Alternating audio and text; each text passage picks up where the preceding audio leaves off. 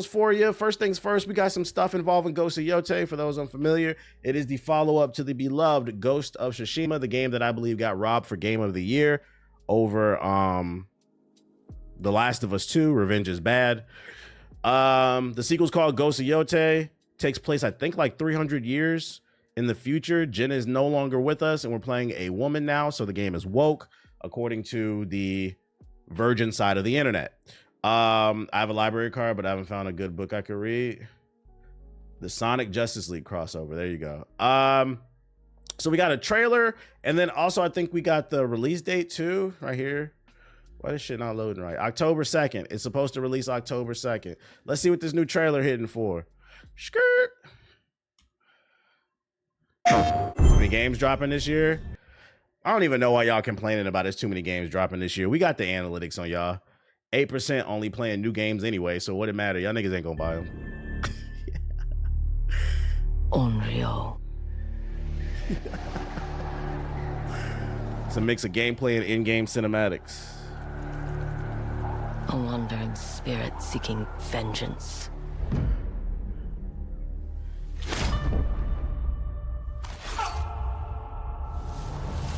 No, it's not coming to no damn PS4.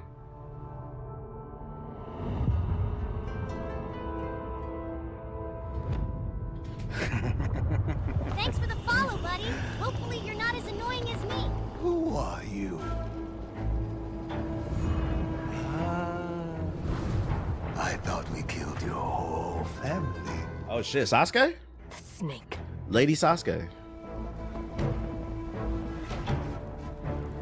The Oni.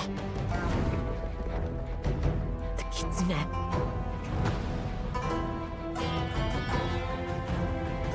The spider. The dragon. Lord Saito.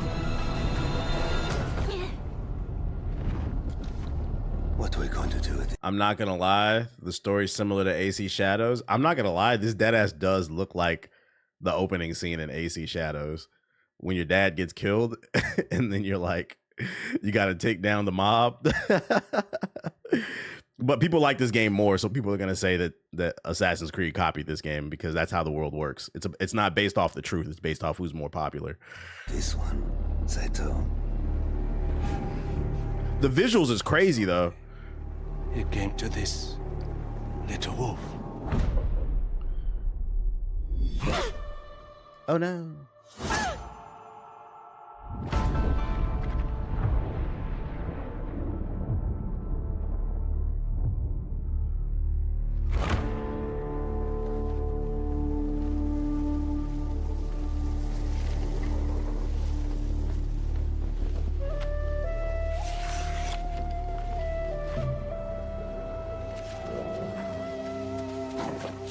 Situ Rain. Loba! Why do you always call me that? It means one who is easily lost in the hunt. I'm a sucker for revenge stories. I feel that. Oh, this is pretty right here with the sakura trees. I'm gonna tell you this much, chat. I like a good revenge story, but I just hope they find a way to tell a unique story. I hope they find a unique ending for this story, because I would hate for this to be another revenge story. We get to the end of the game. We meet the mob boss that issued the hit on whoever killed your family. And you're about to kill the mob boss. And then she falls to her knees and drops the sword. She's like, I can't do it. I can't do it. Because revenge is bad. And then the camera pans away. I'm going to be like, oh my God. Sucker Punch was so devastated by losing to that fraudulent Game of the Year, The Last of Us 2. They copied the ending. And now revenge is bad everywhere. That would upset me. And don't act like that's not a possibility, bro. That's not a... I hope this is a good story. The visuals are fire, though. Now, PS4 niggas, I want to hear from y'all real quick because we're almost at the end of this trailer. Be 100% honest. Who's a self-identifying PS4 nigga? Do you honestly see no difference between the visuals in this and your PlayStation 4? Do you honestly see no difference in the textures, the lighting? Or are we going to continue to be disingenuous? Why do you always call me that? It means one Because this shit look good to me. in the hunt. I don't think this running on the PS4. This shit crispy.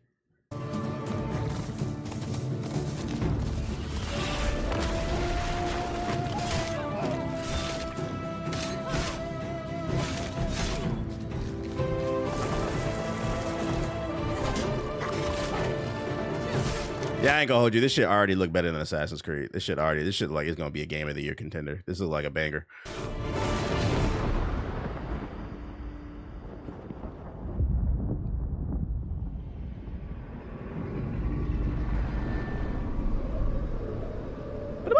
De gusto Yōtei. I have to go home. Oh shit. Back where all this started. They're 480 TVs. Be like, and if you can't see the difference, it's because you need to turn on, you need to get a new fucking monitor, bro. It's still playing at 720p, 30 hertz. Ubisoft punching the air right now. They punching the air right now. They about to steal all they goddamn thunder, bro. I need to see what it looks like on my TV when I come to that conclusion. It's gonna look even better. It's gonna even look even better. It looks good though. It looks good. October 2nd. I'm excited. That's a day one cop. Another reason to finally play this PS5 Pro, because I have not been playing it much outside of Assassin's Creed. So I hope that the PS5 Pro takes advantage of the hardware. The little bit of gameplay that they showed looks fire. As we inch closer to October, maybe like August, they should drop like a dev diary. They should drop like a dev diary where they basically reveal some new stuff in the game. I want to see like what's different in the gameplay. I remember my main complaint about Ghost of Tsushima was I felt like the parkour wasn't as good as Assassin's Creed. People were saying like with joke, like this is the Assassin's Creed Japan, since they wouldn't make it in Japan because it's before Assassin's Creed Shadows. But I always felt like the parkour was still better in Assassin's Creed. I hope they clean that up and they give her some better animations and then improve on the combat. If they do that, oh yeah, Game of the Year contender. Do you think we get a State of the Play or a Sony showcase pretty soon? I don't know about pretty soon, but I wouldn't be surprised if they do a State of the Play that focuses on this game. It was repetitive. I thought the side missions were really good in Ghost of Tsushima. That's what made a difference. I thought the characters were very well developed. It made you care about them. But yeah, the parkour was my main complaint about this game. I know some people didn't like the combat. They felt like it was rough, but it didn't really bother me, like the camera and the combat. It was mainly just I thought the parkour could be better. So we'll see. We'll see. But so far, it's looking good. Let me ask you this. How are we going to end the conversation? Y'all think this look woke? Because to me, this looked like Sasuke got his family killed and she about to be a full-blown demon and air niggas out. That's what it looked like. Don't look woke to me. Just looks like the character happens to be a woman, but it looks like the story is going to be very flushed out. Looks like there's going to be a reason for her to set the whole country on fire. And that's all that matters. And she fighting wolves and shit. Goddamn women. I hope they have fire fits in this joint too. October 2nd. So that's Ghost of Yōtei. That's the new joint. More positive news. Expedition 33. The reviews have dropped. It's currently sitting at a 94 Metacritic. I resubscribe. 10 out of 10. 10 out of 10. 95. 4.5. 9 out of 10. 9 out of 10. 9 out of 10. 4 out of 5. This is one of the best reviewed games of the year. And I just said this yesterday that I said, yo, PlayStation niggas need to stop calling that shit welfare pass. It's not funny anymore. Xbox got bangers, and a lot of them are free if you got the Game Pass. Because once again, Game Pass is $120 for a year. If you pay for the year and you find 2 games that you like on the Game Pass, it paid for itself. After that, everything else is free. Expedition 33, South of Midnight. You got Ninja Gaiden 4 coming. The Oblivion remaster just dropped. I feel like I'm forgetting something else. Oh, Doom. Doom is about to come out. That's 5 games. Before we're 6 months in the year of 2025. Game Pass is on fire. We got to cloud them up. The Ninja Gaiden remake. If you don't got nothing to play, that's on you. You a fucking fraud. Tony Hawk. That's 7. Gears of War E-Day next year. We just named 7 games. If you don't got nothing to play, you might be a fraud. You got all these games available on the Game Pass, and you still Scalebound. Shut the fuck up. You still choose to play 2K Call of Duty. No, I'm not sick. I'm just real. Free my niggas from the shackles of 2K. Free my niggas from the shackles of Call of Duty. Free my niggas from the shackles of Fortnite. Play a different game. God damn. I know some reviews drop. We can check. Is there one that's only like 10 minutes? What the street saying, bro? First of all, let me switch my account because I don't want ads. I don't got YouTube Premium on Hokage HQ. I don't watch ads. Let's see. Expedition. Let's see what I didn't watch any reviews. Let's see what the streets is saying, bro. 17 minutes. God damn. I'm about to put this on 1.5. Let's see what the street's saying. Playback speed. If it sounds fast, because it's on 1.5, guys. I don't want to hear it. Have you seen the ignorant comments on your little baby short vid? Nah, I haven't. I don't really read comments on shorts. I don't care. It's another to wield those influences to create something that can confidently stand on. That might be a little too fast. Obscure Expedition 33 is exclusively built on many of the ideas of the great modern and classic Japanese RPGs, and French developer Sandfall isn't shy about it, nor should it be. Felt familiar somehow. From the bold stylings of its magnificent, the visuals are crazy, to the melodramatic but genuine storytelling tropes it largely embraces, so much of Clair Obscur feels familiar yet refreshing. Its superb execution on those ideas puts its own stamp on them for one of them somber but hopeful journeys I won't soon forget. Expeditioners. The Sword of Lumiere. We honor your dedication. In Clair Obscur, the people of Lumiere live in a fractured reality. Every year, a godlike figure they call the Paintress marks a number. That's crazy. A lot of y'all live in a fractured reality. Power far off in the distance, counting down the age at which people will perish into nothingness. You lead the survivors of the latest in a series of. The fact that former Ubisoft devs made this shows how much big companies are holding back true talent. I didn't even know that, really. So some former Ubisoft devs left and formed their own studio. I was unaware of that. Annual expeditions that set sail in hopes of destroying the Paintress, none of which have ever come back despite decades of attempts. Know that Lumiere stands with you. It's a harrowing premise that hangs a heavy layer of melancholy over the entire story. Knowing that your people are fighting against their own extinction by signing up for a death march, facing unknown dangers and picking up the pieces left behind by expeditions long gone, it's easy to become invested in their fate and the mysteries that dictate their world. We're the only ones left. Can you make your own character in this? Nah, it has a set of characters, I believe. I finished the main story and a decent amount of side content in about 35 hours, and that length speaks to how Clair Obscur doesn't waste a moment. There isn't really any filler along the critical path, and it doesn't get bogged down and drawn out. Yeah, it's only 30 devs. Yeah, whoever says there are only 20, he said there's 30. There's nothing wrong with small teams. It means there's less. One of the issues that we don't talk enough about when it comes to game development, I've been talking about how like bloated everything is. Too many games with these $100 million plus budgets. But another problem too is a lot of these studios are too big for no reason. Subscribing. It's rough out here. A lot of your favorite games from the 80s, 90s, and early 2000s were made by people of teams of only like 20, 10, even less, 5. There are some games nowadays being made by one person. So like having a team of like 1,000 plus people doesn't make the game better. It actually just means you have more people to manage, more ideas and egos to manage. And I mean, that's why Call of Duty was at its best when it was just Infinity Ward and fucking Treyarch, and they were smaller back then.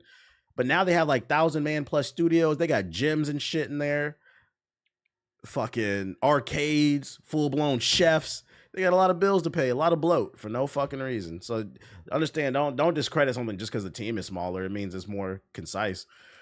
Exposition. You're alive! Astrobot only have 40 devs?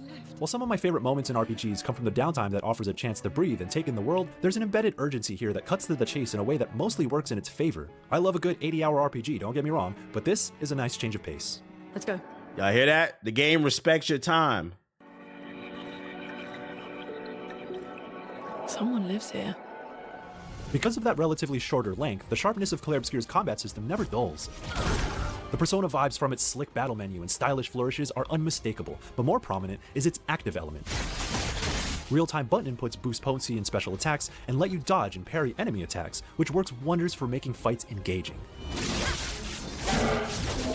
Against tougher enemies, you don't really stand a chance. Sony needs a win because Marathon looks mid. Marathon is a very 50-50. Ghost of Yōtei is almost guaranteed a W, but that ain't coming until later in the year. Right now, Xbox kind of dominating when it comes to the Paying games. close attention to visual and audio cues for dodges and parries, and establishing a rhythm. The initial trial and error of learning attack patterns will be frustrating at times. People are saying this is the evolution of turn-based combat the genre needed. Oh shit. And there's nothing quite like the rewarding slow-motion camera cut and emphatic counterattack of a precisely timed parry.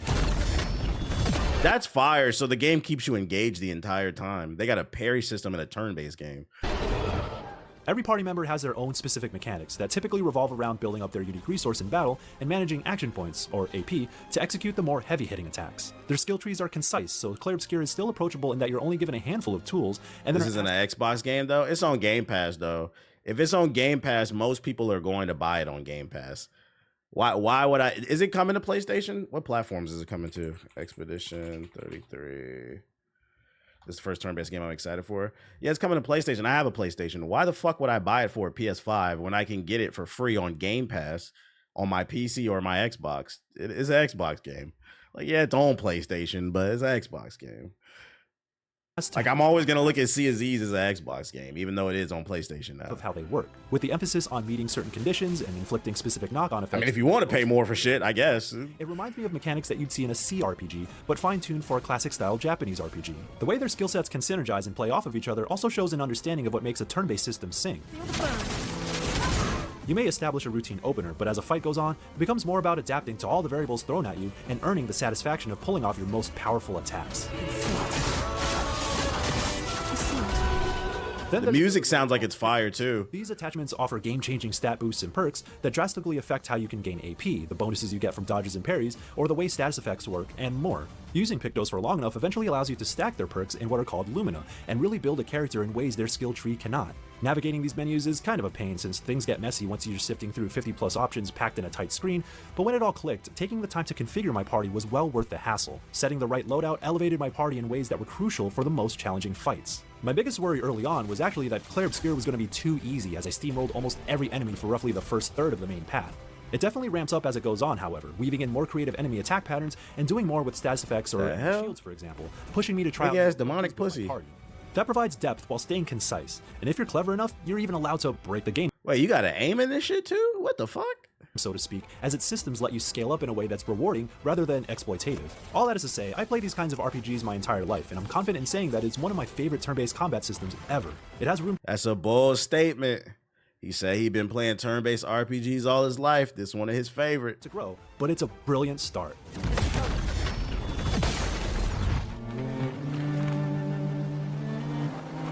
There's something very old school about Clair Obscur, and its overworld is one of the it looks very old school Final Fantasy, like the open world. Clearest the ways in which it harkens back to classic RPGs. The map is filled with optional locations and secrets, many of which aren't accessible until you unlock new travel methods, similar to getting chocobos and airships in the Final Fantasy games of yore. It's actually really charming, embracing its video gamey aspects while knowing it doesn't have to always take itself so seriously. Distant landmarks create a sense of wonder, and eventually you can think this release gonna get drowned out by Oblivion? Nah, because the people who are playing Oblivion are playing it. Like, I feel like the people who are looking forward to this game aren't really worried about Oblivion. Also, Oblivion's a remake. You guys have played that already. I think Oblivion's gonna have a week. It's gonna have a moment this week, maybe next week. But like that moment for Oblivion's gonna die. I don't think the Oblivion remake is like here to stay because it's a game we've already played.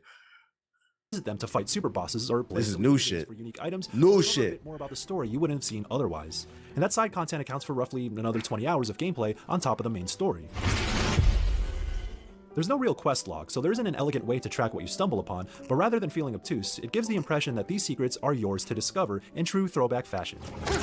The main locations you visit function like dungeons where you fight your way along a fairly direct track with extra items tucked in nooks and crannies off the beaten path. You approach and hit enemies to initiate combat, and they respawn if you decide to replenish your health and items at flags planted by previous expeditions. So like 50 hours fully, pretty much. Limited in this regard, but it helps each of these main story sequences stay focused. For as linear as the main path can be, a minimap still would have been handy just to keep track of the alternate paths I've already gone down, because sometimes it's easy to get lost. It is a consolation that every place you visit is visually striking, whether it's the ethereal whimsy and natural beauty, or the brutality of the trenches and battlefield where bodies of past expeditioners are piled high.